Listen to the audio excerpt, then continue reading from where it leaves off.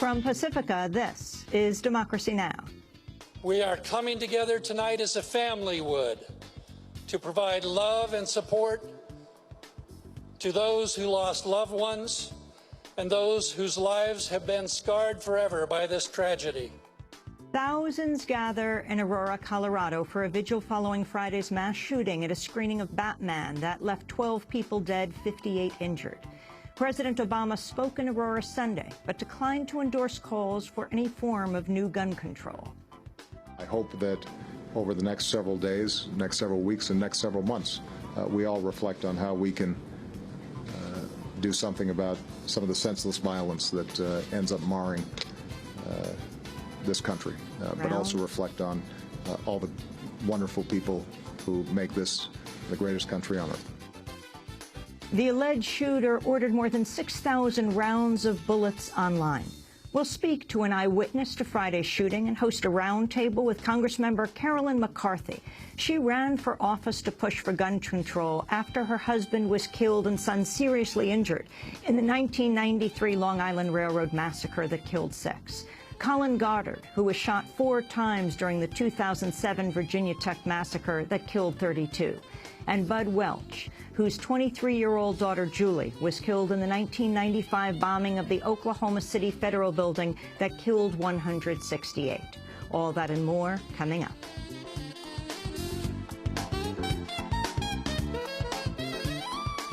Welcome to Democracy Now!, democracynow.org, the War and Peace Report. I'm Amy Goodman.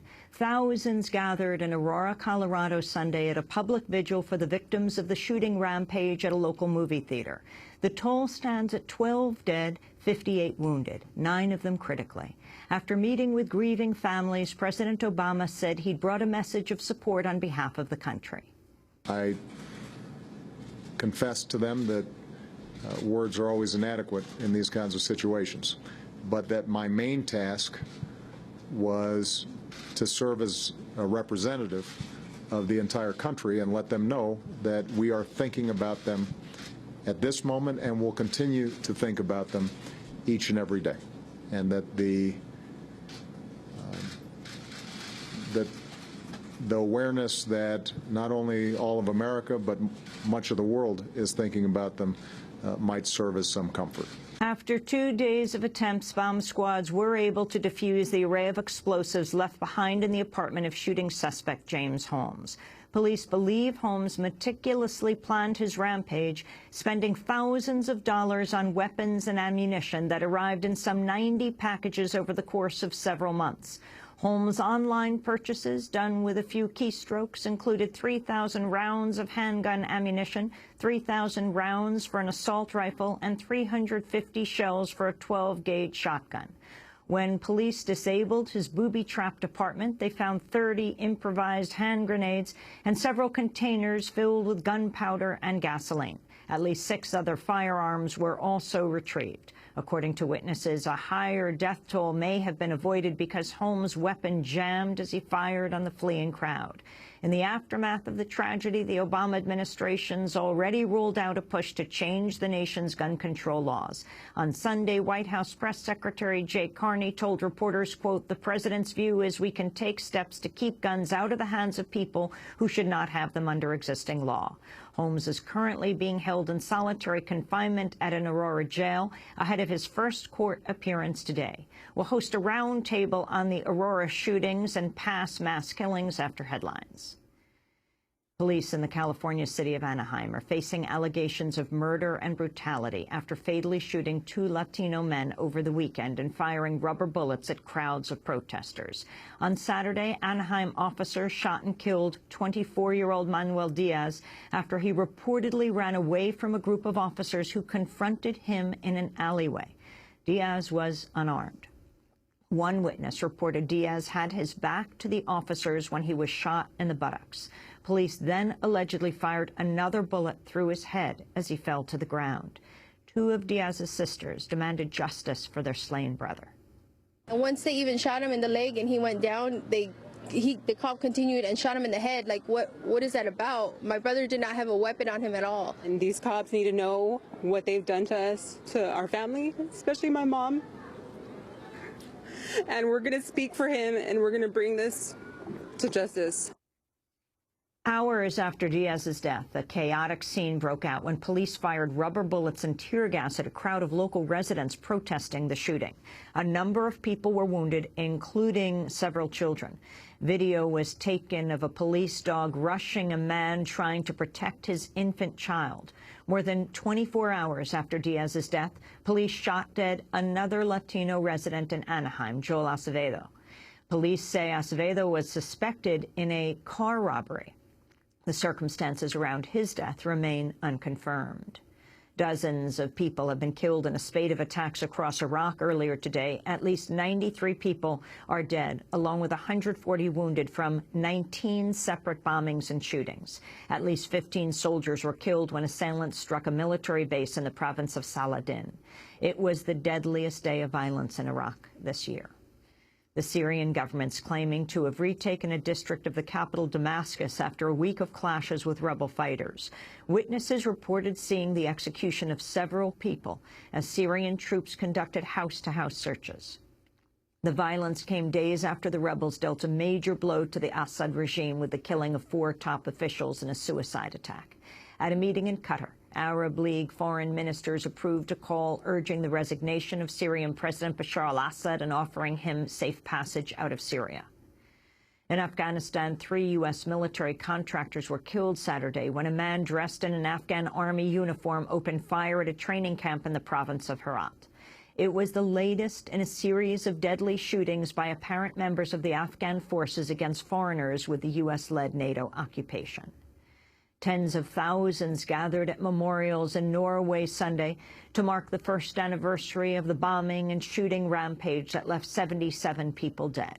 The attacker, Anders Behring Breivik, set off bombs at government buildings in Oslo, killing 8 people before shooting dead 69 people, mainly young people, at a Labour Party youth camp. Most were teenagers. Breivik had said he targeted the ruling Labour Party because their policies were too open to Muslim immigrants.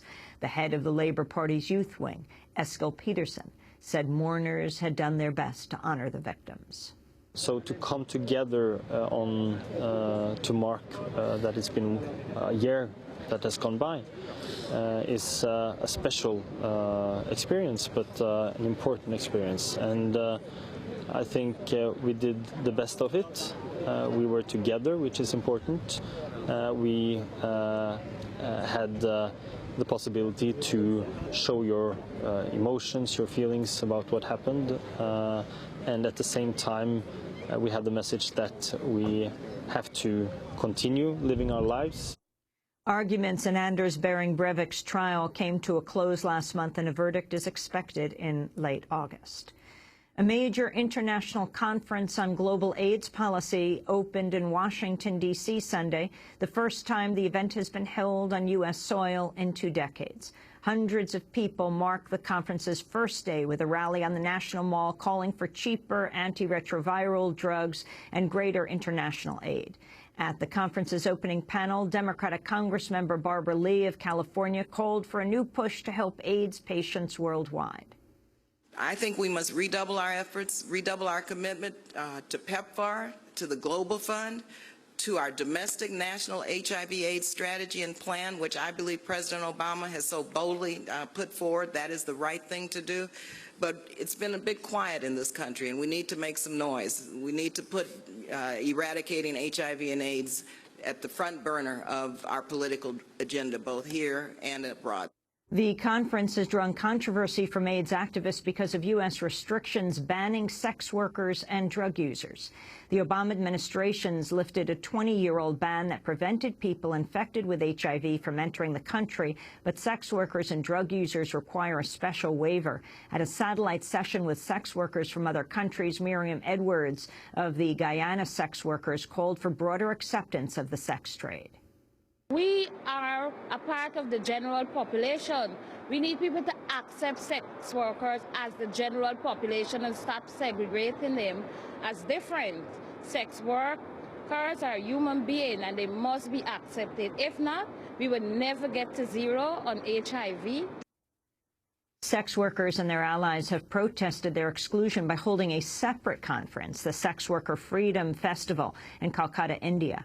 At the conference's opening Saturday, Ruth Morgan Thomas of Global Network of Sex Work Projects said the event was being held to include the voices of marginalized sex workers.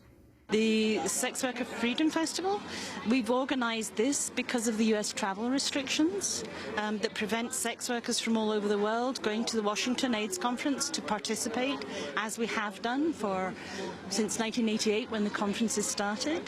And we're here to talk about our rights as sex workers that are fundamental to us being able to end AIDS. In Mexico, thousands of students marched against President-elect Enrique Peña Nieto Sunday after accusations of electoral fraud. Peña Nieto's critics have accused him of buying votes and rigging media coverage in his victory over second-place candidate Andrés Manuel López Obrador. Protester Jaime Sánchez Barrios said public protest is the only way to counter the Mexican media's bias toward Peña Nieto. This is our only way to counter the manipulation of the media outlets. They own the television screens. They only say what is convenient to them. That's why people are here, those of us who aren't willing to conform, which is the majority, even if they do not want to recognize that. This is the only way we can make them feel our discontent and let them know we do not agree with what is happening, that they want to impose the next president.